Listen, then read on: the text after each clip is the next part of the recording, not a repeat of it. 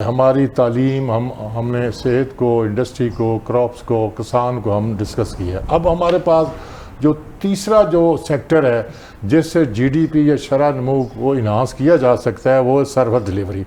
तो service delivery में मियाँ साहब मुझे थोड़ा सा ये बताएं, ये जो तनख्वाह जिस रेशो से उन्होंने बढ़ाई गई है, ये छोटे मुलाजमीन का हर साल जो बजट पे आंख होती है कि हमारा जो है ना महंगाई के तनासुर है हमारी तनख्वाह बढ़ेगी, या पेंशनर जो बेचारे वो परेशान होते हैं कि हमें महंगाई के तनासुर से के लिहाज से हमारी पेंशन बढ़ेगी, मगर 3.5% पेंशन बढ़ाई गई है और तकरीबन 7% वो मुलाजमीन की तनख्वाहें बढ़ाई गई हैं। ये बहुत कम नहीं है। मैं तो लो इनकम के जितने भी मुलाजमीन हैं उनमें से कईयों के इंटरव्यूज़ किए हैं। बाज़ औक़ात तो कई पेंशनर्स मिलते हैं या लो इनकम वाले तो हमें कहते हैं कि जनाब हम 30 दिन इंतज़ार करते हैं अपनी तनख्वाह का कि आएगी, इसमें से कोई थोड़ी सी रकम से हम अपनी दवाई लेंगे या कोई और मसाइल अपने हल करेंगे, और फिर भी वो पूरी नहीं हमारी पड़ती। अगर उसमें आप इन्फ्लेशन का रेट देखा जाए तो वो तो जारी है मेरे ख्याल। वैसे तो गवर्नमेंट कह देती है कि जी हम बहुत नीचे ले आए सिंगल डिजिट पे, लेकिन फिर साथ एक लफ्ज़ पख भी लगा देते हैं कि नहीं जी कोर इन्फ्लेशन इतनी है। यानी वैसे वो कह देते हैं जी एक डिजिट पे आ गई, जब कोर इन्फ्लेशन का लफ्ज़ बोल देते हैं कि जी डबल डिजिट में, तो यानी कोर इन्फ्लेशन को अगर देखा जाए तो उस हिसाब से 3.5% ऊँट के मुँह में ज़ीरा है। तो ये तो सर्वाइवल उनकी मैं समझता हूँ ख़तरे में है आम मुलाजमीन की। और वो देखें रियासत के मुलाजमीन है, वो एक अलग बात है, कंसेप्ट के बुनियादी तौर पे वो सर्व कर रहे हैं अपनी नेशन को। वो अगर कोई बेईमानी कर रहे हैं या बुराई कर रहे हैं तो उसके लिए एक फ्रेमवर्क मौजूद है, कवानीन का ढांचा। नहीं वो क्या पेंशनर बेचारे ने क्या नहीं जो मुलाजमीन है हाजिर सर्विस, लेकिन जो पेंशनर है वो तो बेचारा मैं बता रहा हूँ कि उनसे इतने पिसे हुए कि मैंने उनके चेहरों पे बेरौनकी सी देखी और उनको मैंने मायूसी में ये बातें करते देखा कि जी हम तो दवाई नहीं लेने से बैठे होते हैं, जब आता वक्त तो फिर हम इसका इंतजार करते हैं कि ये कलील सी रकम मिले तो चलो थोड़ी बहुत दवाई हम अपने लिए ले लें। यानी आप डिमांड करते हैं पंजाब की पेंशन में कम से कम 7-10% कम से कम 10% पेंशन इजाफा होना चाहिए। जी होना चाहिए। अच्छा एक और बात आ गई सर, इसमें खिदमात की फराहमी जो है वो 783 अरब 62 करोड़ है, ठीक है सर, जबकि तनख्वाह पे 638 अरब 92 करोड़ है, पेंशन पे 500 अरब 12 करोड़ है। ये जो खिदमात की फराहमी है इससे क्या मुराद लिया जाए? यानी मेरी बात पूरी सुन लें कि आपने हॉस्पिटल जो उसको तो प्राइवेट कर दिया, ठेकेदारों के हवाले कर दिया, लोगों को फ्री ऑफ कॉस्ट उनको मेडिसिन नहीं मिल रही, टेस्ट नहीं हो रहे, वो प्राइवेट डॉक्टर का जो है उसके भीड़ चढ़े हुए हैं, भारी फीसें ली जाती हैं, टेस्टों के बहुत ज़्यादा पैसे लिए जाते हैं। तो ये जो खिदमात की फराहमी इसको ज़रा थोड़ा सा मेरा ज़ाती ख्याल है कि डॉक्टर साहब ने एक लफ्ज़ बोला था ब्लैक इकोनॉमी, ये एक ब्लैक होल है मेरा ख्याल है। इसमें ग्रे एरियाज ज़्यादा हैं क्योंकि बाद कुछ ऐसी एलोकेशन होती हैं कि जो लिख दी जाती हैं उनको इस्तेमाल किसी और खाते में किया जाता है। तो मेरा ज़ाती ख्याल है कि इसकी वजाहत तो अभी मेरे सामने तो नहीं है कि कौन सी खिदमात की फराहमी, तो चलो हुकूमत का तो बुनियादी काम ही खिदमात की फराहमी है, लेकिन अगर उसमें बाज़ औक़ात हमारे यहाँ बजट जिसकी चीज़ों के लिए एलोकेट किया जाता है उन पर खर्च भी नहीं होता। ये भी मैं आपको बताऊँ बाज़ औक़ात ऐसे भी होता है कि ऑडिट पैरा या चेक एंड बैलेंस का निज़ाम तो है नहीं। ऑडिट पैरा अक्सर औक़ात मैं आपको बताऊँ ऑडिट पैरा अक्सर औक़ात रिकमसाइल हो जाते हैं, अक्सर औक़ात नहीं। कैसे अपोजिशन का वो होता है सिफारिशों के जरिए हो जाते हैं, रिकमसाइल हो जाते हैं जी ये इरेगुलरिटी थी, फिर वो कह देते हैं जी ये एक दलील थी इसके तहत ये हुआ कि ये इरेगुलरिटी है, ये करप्शन नहीं है। यानी करप्शन और इरेगुलरिटी में वही तो मैं कहता हूँ ग्रे एरिया है। इसके अंदर अभी मेरा ख्याल इसको डिफाइन करने की ज़रूरत है कि चीज़ों को क्लैरिटी के साथ पेश करें ताकि बजट जो है अवाम उसमें कंसर्न तो रखती है ना जी। अगर आप समझते हैं कि आप अवाम के आगे जवाब दें तो फिर हर हेड ऑफ एक्सपेंडिचर को मियां साहब जहां इरेगुलरिटी पीक पे पहुंचती है वहां पे करप्शन शुरू हो जाती है। वो ये मैंने बहुत से चलो हम डॉक्टर साहब बहुत से पेरेंट्स देखे हैं मैंने। डॉक्टर बुखारी साहब के पास जाएंगे। डॉक्टर साहब यही मेरा सवाल है आप पे भी, खिदमात की फराहमी मुझे नहीं समझ आया। दूसरा है कि यूथ एम्पावरमेंट की जो आइडियोलॉजी मिली थी हमें शहबाज शरीफ के दौर में, वो कहाँ गुम हो गई है? पता नहीं जी, इदारा तो बना हुआ है, लाहौर में भी कम जाते रहते, वान इकबाल में एक यूथ का इदारा बना हुआ है और एक वफाक के एडवाइज़र भी हैं वहाँ पे। लेकिन देखें पहली बात यह है कि आप यूथ को क्या दे सकते हैं। एजुकेशन तो हम दे नहीं सकते, प्राइवेट एजुकेशन बहुत एक्सपेंसिव है, बहुत expensive। हमारे पास इंडस्ट्री तो है कोई नहीं, हमारे पास और कोई चीज़ ऐसी यूटिलाइज करने के लिए कि हम उन्हें बाहर हम नहीं जाने देते, जहाज़ों से उतार लेते हैं उनको, लोकल उनके पास स्किल करने, हमको उनको ऐसे स्किल दे के काम करने दें। काम करना यहाँ पे बहुत मुश्किल हो गया है कि रेडी लगानी मुश्किल है जिस वक्त तक वो स्टेट पैटर्नाइज ना हो। तो ये एक अंदर माफिया चल रहा है, उसमें एक पॉलिटिकल माफिया है, एक सोशल माफिया है, जो सारे पैटर्नाइज्ड होते हैं। मौजूदा पुलिस सिस्टम को सीधा करने की ज़रूरत है। वो एक चीज़ तो नहीं है ना, बिजनेस माफिया भी है जी। वो सारे बिजनेस माफिया से कहें, वो जो माफियाज हैं उन्होंने चीज़ों को कैसे उल्ट किया हुआ है, तो बहुत लंबी चीज़ें हैं। ये तो एक सबसे ज़्यादा एडमिनिस्ट्रेटिव इश्यूज़ हैं, और एडमिनिस्ट्रेटिव इश्यूज़ के साथ ये है कि ये जो करप्ट सिस्टम है इसके ऊपर चेक एंड बैलेंस की ज़रूरत है। और वो उसकी तरफ हम बड़े, यानी मैं वसूख से कह सकता हूँ कि एडमिनिस्ट्रेटिवली जैसे होना चाहिए वहाँ पे स्टेट का एक फेलियर नजर आता कैसे है। कौन करेगा चेक एंड बैलेंस का जो निजाम अपनाएंगे? स्टेट ने करना है क्या ना। ये स्टेट अगर ब्यूरोक्रेट्स लाएंगे ना, नहीं वो अदाकार है उनके सियासतदानों के, पॉलिटिकल लीडरशिप ने करना है जिनके पास हुकूमत होती है। दूसरी बात यह है कि अगर आप, मैं बड़े दावे से कह रहा जहाँ पे जिनके सबब हुए बीमार उसी उतार के मीर क्या सादा है बीमार हुए जिसके सबब है। अच्छा, अब ये जो मैं बड़े दावे से आपके पास बैठे हुए दो बातें कर रहा हूँ। जी सर। आप लाइफ स्टॉक का महकमा ख़त्म कर दें, ठीक है, आपके पाकिस्तान में लाइफ स्टॉक कितनी बूस्ट करेगी कि आप उसको सोच लीजिए। ये मैं 100% डीनेशनलाइज कर दें, खत्म कर दें, खत्म कर बहुत दें। कुछ बेहतरी आ जाएगी। जितने इस पे खर्च होते हैं आप कहते हैं कि वो लोग किसानों को दें, वो पैसा किसानों को दें। ये मेरा भी अपना लोगों को मौका है। एडजस्ट कर दें। मियां साहब आप भी यही कहते हैं। मैं तो अभी कह ही ये रहा हूँ कि अच्छा, गवर्नमेंट की दूसरी मुसीबत से बड़ी आप आजाद हो दिलचस्प जाएं। बात करता हूँ। लेसर गवर्नमेंट का मॉडल लाएं, आज आप- लोगों को पनपने दें। आज आप हाँ जी, आगे एग्रीकल्चर महकमे को ख़त्म करके ज़िले हुकूमतों को तहत देते हैं, डीसी को देते हैं।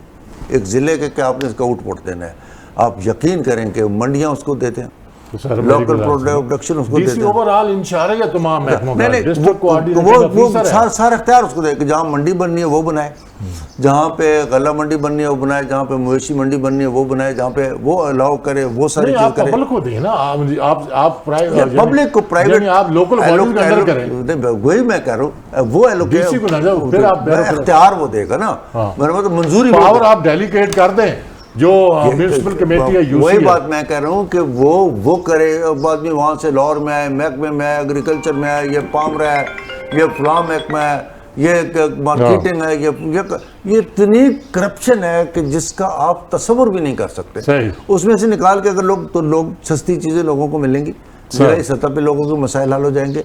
और एक बात मैं बहुत पहले से और हमेशा से कहता हूँ कि पाकिस्तान में आप एक कानून बना दें कि हेल्थ इलाज, अगर कोई गवर्नमेंट एम्प्लॉई है, खा वो चीफ मिनिस्टर है, प्राइम मिनिस्टर है या कोई भी है, उसका इलाज पाकिस्तान के सरकारी अस्पताल से होगा, वो प्राइवेट में नहीं करवा सकता। और उसका बच्चा सरकारी स्कूल में पढ़ेगा, प्राइवेट में नहीं पढ़ सकता। खुदा की कसम अगर ये कानून बना दें, लोग प्राइवेट स्कूलों से बच्चे निकाल के सिविलाइज्ड नेशन की बात करते हैं, आइडियलिज्म की बात करते हैं। सर मेरी गुजारिश सुने, देखिए रियासत की ये जिम्मेदारी है कि 3 चीज़ें free of cost they, health और एजुकेशन, और तीसरा जो एम्प्लॉयमेंट। कोई भी रियासत है जहाँ वेलफेयर रियासत स्टेट है तो वहाँ वो मुतबादल चीज़ें देती है। आप जब तक इसको नेशनलाइज नहीं करेंगे, हेल्थ को, एजुकेशन को, प्राइवेट सेक्टर पे इसकी जो है ना हौसला शिकनी नहीं करेंगे, कौन जाएगा जनाब? सरकार क्राइम है सर, हेल्थ का प्राइवेट होना क्राइम है, एजुकेशन का प्राइवेट होना क्राइम है। अब इसको सिर्फ नहीं, हम तो ये भी नहीं कह रहे, हम तो कह रहे ना करें। आपको शाम से पहले सारे लोग प्राइवेट स्कूलों से बच्चे निकाल के और अपने इलाज प्राइवेट अस्पतालों से लेकर सरकारी में ले आएंगे। अगर आप सिर्फ ये कानून बना दें कि जो गवर्नमेंट एम्प्लॉई है, वो सेक्रेटरी है, वो डीजी है, वो कोई भी है, उसके अपना इलाज, उसकी फैमिली का इलाज सिर्फ सरकारी अस्पताल से होगा और उसके बच्चे सरकारी स्कूलों में पढ़ेंगे। आप उनका म्यार देखें कहाँ का कहाँ चले। आपने जी मियां साहब, जिस तरह डॉक्टर साहब फरमा रहे हैं ना, बात तो बड़ी अच्छी इन्होंने की है कि आप ऐसा करें, अगर प्राइवेट रखना भी चाहते हैं तो एक डॉक्टर जो 500 से ज़्यादा फीस ना ले, एक स्कूल का जो स्कूल, कोई भी स्कूल है मैट्रिक का, 500 से ज्यादा फीस नहीं होनी चाहिए। यूनिवर्सिटी वाले 5,10,000 है। ये तो ये आप इंतजामी आपने फैसला करना है और उसको इम्प्लीमेंट करना है। ये एडमिनिस्ट्रेटिव है ना, डिसीजन लेने। कुछ भी नहीं है, ये तो कोई इतना बड़ी कोई मुश्किल काम आप नहीं क्या है। कहते हैं फिर? मैं ये समझता हूँ कि इसमें चीज़ों को हल करना, हल मौजूद है, हल करने के लिए हमें उसके लिए बाकायदा मैकेनिज्म भी मौजूद है, स्ट्रक्चर भी, ढांचा भी, फ्रेमवर्क भी मौजूद है। आप में पॉलिटिकल एग्जेक्टिव जो हैं उनका काम ये होना चाहिए कि वो एक गाइडलाइन दे के फिर उसकी इम्प्लीमेंटेशन को इंश्योर करें और टारगेट्स दें और देखें कि वैल्यूएशन करें। ना बिल्कुल सही है कि अगर गवर्नमेंट ने ही कुछ काम करने हैं तो फिर गवर्नमेंट तो कम से कम सही काम करे ना।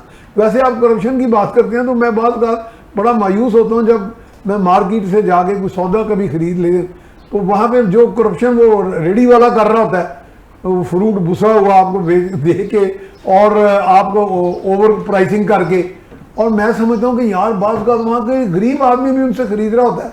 मैं कहता हूँ ये गरीब का मारू है, यहाँ तो गरीब का एक ही तबका, यानी ये भी देखो ना, ये भी करप्शन है। सही कह रहे हैं। यानी सिर्फ SDO SHO या पटवारी नहीं करप्शन कर रहा, वो रेडी वाला भी करप्शन कर रहा है। यानी कि वो 200 रुपए की चीज लाके पीछे से महंगी होती है वो 500 की बेचता है। नहीं, लेकिन वहाँ पे वो लड़ भी पड़ता है। वहाँ पे ऑप्शन है खरीदने वाले के पास कि वो डिसीजन चेक करके वो खरीदते हैं। ये एक्सेप्शनल केसेस हैं, वहाँ उसके पास ये इख्तियार नहीं कि वो लाजमी बेचे, और खरीदने वाले के पास ये मजबूरी नहीं कि वहाँ से खरीदे। मैं कहता हूँ नहीं, मैंने 500 जगह से जब खरीदा पिछले 40-50 साल में, हर जगह करप्शन सर पाकिस्तान यानी मिजाजन करप्शन है, मिजाजों के अंदर। मैं गुजारिश खराब है ना, ऊपर से नीचे तक। मैं देख रहा हूँ कि हमारा, लेकिन वो तो हर जवाब नहीं ना, मैं भी करप्ट हो जाऊँ क्योंकि ऊपर वाले करप्ट है। नहीं, ये नहीं, रूल ऑफ लॉ नहीं है। देखें, मेरा एक होम टाउन है जड़ावाला। सर जड़ावाले के बाद ये तकरीबन 2 मिलियन के करीब है। आप देखें 17 लाख वाला एक एरिया है जिसके 10 डिस्ट्रिक्ट है। मैं GB की बात कर रहा हूँ, उसके 10 डिस्ट्रिक्ट है, उसको एक सूबे इख्तियार मिला है। जड़ावाला वहाँ तहसील, अभी छोटी छोटी तहसीलों ने चार्ज उनका नोटिफिकेशन किया है, पत्तों की, दीपालपुर, हारूनाबाद और हासलपुर। मगर हमारे जो वहाँ के जो पॉलिटिकल रिप्रेजेंटेटिव हैं वो इतने कमज़ोर हैं, इतने बेबस हैं कि जड़ावाला ज़िला नहीं बनाया जा रहा। मैं उस दिन गया हूँ पिछले वीक में जड़ावाले, वहाँ लोगों ने सब मेरे पास इकट्ठे होकर उन्होंने कहा जी आप ज़िला बनाएं। मैं कहा यार मैं कैसे बना सकता हूँ, हम तो डिमांड ही पेश कर सकते हैं। ये जो सर्विस डिलीवरी है, जब तक ये नहीं देखे छोटे छोटे यूनिट बनाए, हुकूमत बना कर लोगों को फैसिलिटेट करें। नहीं ये करें आप। देखिए तुर्की के उस दिन कौंसल जनरल मेरे पास बैठे थे, मैंने उनसे इंतजामी अमूर पे बहस की जी। तुर्की में 81 प्रोविंसेस हैं सर, 973 डिस्ट्रिक्ट हैं उनकी जी। उन्होंने इस हद तक डिसेंट्रलाइज किया हुआ है कि मुकामी सतह पे ग्रास रूट लेवल के करीब बस सर इंतजामिया को लेके हम। मैं सिर्फ एक सवाल अब डॉक्टर साहब, ये जो खुराक को ज़राअत पर जो सब्सिडी दी गई है, ये 10 अरब 60 करोड़ सिर्फ इतनी खुराक और ज़राअत, ये ऊँट के मुंह में जीरा है। इससे बहुत ज़्यादा चाहिए। हमने मुल्क को अगर आगे लेके जाना है तो हमें 2-3 चीज़ों को आगे ले जाना पड़ेगा, एक लाइफ स्टॉक को और एक एग्रीकल्चर को। अगर इन 2 महकमों को हम आगे ले जाते हैं तो हम ये 2 महकमे हमारे सारे कर्जे उतार सकते हैं, हमारे मुल्क को आगे ले जा सकते हैं। वैल्यू एडेड प्रोडक्ट्स में हम इनको आगे लेकर जा सकते हैं। चुलिस्तान से लेके तो पहाड़ी इलाका जहाँ तक हमारा फ्रूट, हमारी सब्जियाँ, हमारी गंदम, हमारा चावल, हमारा बहुत कुछ है जो कि जिसको कुछ तबाह किया जा रहा है। पता नहीं कोई इंटेंशनली लगता है इन चीज़ों को तबाह किया जा रहा है या इसके पीछे कोई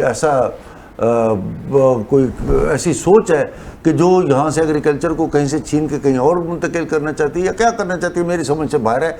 और एग्रीकल्चर यूनिवर्सिटी के उस बीज को जो रोल प्ले करना चाहिए वो करता, उसका रोल अच्छा है, लेकिन उसको एक्सपेंड नहीं होने दिया जाता और वो वहीं पे मर रहा है। मैंने बहुत सी रिसर्च देखी है जो बहुत अच्छी रिसर्चेस थी एग्रीकल्चर यूनिवर्सिटी में, और वहीं पे वो रिसर्च मार गई। आगे उसका इम्प्लीमेंटेशन या लोगों पे उन बीज को ले जाके जैसे करना चाहिए था उसकी इम्प्लीमेंटेशन नहीं हुई। पता नहीं क्यों है, ये नालायकी है, इंटेंशनली है या कोई इसके पे ऐसे करवाया जाता है या कोई ऐसी ताकत है कि जो इस मुल्क को आगे बढ़ने नहीं देती, कि ये चीज़ अगर लगा अंदाज नहीं होने देती कि ये इस तरह लहरों पे धक्के खाता जाए। मेरी समझ से कुछ चीज़ें बाहर हैं जी। अच्छा मियाँ साहब, मुफ्त अद्वियात के लिए उन्होंने 82 अरब 80 करोड़ रुपए रखे हैं, ये कहाँ से मिलेंगी मुफ्त? नहीं, मेरा कुछ हॉस्पिटल में अरेंजमेंट तो था एक दौर में और कुछ अर्सा रहा भी, लेकिन मैंने अपनी आंखों से कुछ वहाँ पे एहलकारों को फार्मेसीज में आके वो अद्वियात बेचते भी देखा है। यानी बात तो वही आ गई ना, जब करप्ट प्रैक्टिस साथ चलेंगी तो एलोकेशन चाहे आप 82 अरब कर लें या 8200 अरब, तो फिर वो तो लीकेजेस तो आ गई ना उसमें। जब लीकेजेस आ गई सिस्टम के अंदर तो सिस्टम फराहम क्या करेगा, लोगों को क्या डिलीवर करेगा? तो मेरा ख्याल कि इसमें हमें बहुत काम करने की ज़रूरत है। तो आप आखिरी लफ्ज़ आखिरी मतलब है 30 सेकंड में, क्या ये जो पंजाब बजट ये अवाम दोस्त है? नहीं, आवाम दोस्तों मैं नहीं जी कहूँगा। डॉक्टर साहब। नहीं, कोई बजट अवाम दोस्त इस मौजूदा प्रिवेलिंग सिचुएशन में हो नहीं सकता। जी, ठीक है। आप इसके लिए बहुत ज्यादा मेहनत की जरूरत जी, है, ठीक। और अगर मिल बैठे और कर्जों के चुंगल से निकल जाएं तो कई बजट अवाम दोस्त बनाए वो जा तो सकते हो हैं। नहीं इस सकता, वो बजट हो के नहीं बाद हम सकता। ज़िमनी बजट ले आए, ग्रोइंग आगे ले आए। सेक्टर जब तक सेक्टर ग्रोइंग अवाम नहीं दोस्त करेंगे नहीं। प्लानिंग हो सकती है, इकोनॉमिक प्लानिंग हो सकती है जो बजट के पैरेलल चल सकती है, लेकिन ठीक। कोई बैठ के बनाने वाला हो तो नाज़रीन, इसके साथ ही हमारे प्रोग्राम का वक्त ख़त्म हुआ चाहता है। मैं एक दफ़ा फिर अपने मेहमानों का शुक्रिया अदा करता हूँ। नाज़रीन, जिस तरह हमारे बजट पे इस पंजाब बजट पर हमारे पैनलिस्ट ने जो अपने ख्यालात का इज़हार किया है, दोनों जो मेरे पैनलिस्ट हैं उन्होंने माशाल्लाह बड़े अच्छे मुद्दल तरीके से ये कहा है कि जब तक आपने एग्रीकल्चर और इंडस्ट्रियलिज़म को की तरफ नहीं जाएंगे, उसमें इनोवेशन नहीं लाएंगे, उसको जो प्रमोट नहीं करेंगे एग्रो इंडस्ट्री को और दूसरे इंडस्ट्रियलाइजेशन को जिसमें लाइफ स्टॉक है, दूसरी चीज़ें और सर्विस डिलीवरी को जब तक आपने बेहतरीन अंदाज से उसको जो डिलीवर नहीं करेंगे, हम नहीं समझते कि मुल्क जो तरक्की करेगा या शरह नमूस की बढ़ेगी। देखें, जहाँ तक कि ये बजट अवाम दोस्त उस पर हमारे पैनलिस्ट का ये इत्तेफाक है, ये अवाम दोस्त नहीं है, बल्कि हम इसको ये लोगों पे छोड़ते हैं कि वो इसको क्या समझते हैं। एक बात जो मैं ज़रूर कहूँगा कि जो 18% ये लेवी टैक्स बढ़ा रहे हैं, इससे जो है ना 18% महंगाई बढ़ेगी। मैं फेडरल बजट की बात कर रहा हूँ, हुकूमत को ये होश के नाख लेने चाहिए, लेवी टैक्स का नफाज नहीं होना चाहिए। दूसरा जो पेंशन है वो 3.5 के बजाय 7% बढ़नी चाहिए, इस तरह तनख्वाह में इजाफा होना चाहिए और महंगाई के तनाज़ुर से। तो इसके साथ ही नाज़रीन मुझसे इजाज़त दें, हम आइंदा इंशाअल्लाह एक नए मौजू के साथ आपकी खिदमत हाज़िर होंगे। तब तक के लिए मुझे इजाज़त दें। अल्लाह हाफ़िज़।